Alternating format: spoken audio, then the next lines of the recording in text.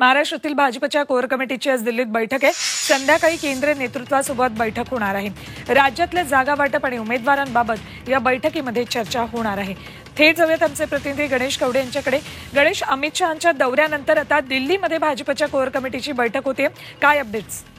सुवर्ण, नक्कीच अमित शहा यांनी मुख्यमंत्री आणि दोन्ही उपमुख्यमंत्र्यांबरोबर झालेल्या बैठकीनंतरून आता ही दिल्लीमध्ये महाराष्ट्र कोर कमिटीची बैठक पार पडणार आहे आणि यामध्ये जे भाजपचे विद्यमान खासदार आहेत त्यांच्या जागेवर कुठल्या नवीन चेहऱ्यांना संधी मिळते का हे देखील पाहणं गरजेचं आहे। कारण की ज्या पद्धतीने भाजपचा अजेंडा आहे की ज्यांचे 70 पेक्षा जास्त वय झालेलं आहे अशा उमेदवारांची उमेदवारी आहे ती कट करून त्या ठिकाणी नवी संधी देण्यात आलेली आहे। कारण की पहिल्या यादीत जरी आपण बघितलं असेल तर 47 जे 50 वर्षापेक्षा कमी वयोगटातले आहेत यांना ही उमेदवारी देण्यात आलेली आहे। त्यामुळे महाराष्ट्रात देखील काही नेत्यांची नावं कटून या ठिकाणी देखील नवीन नेत्यांना संधी दिली जाते का हे देखील पाहणं गरजेचं आहे। ठीक, धन्यवाद गणेश संपूर्ण माहितीसाठी।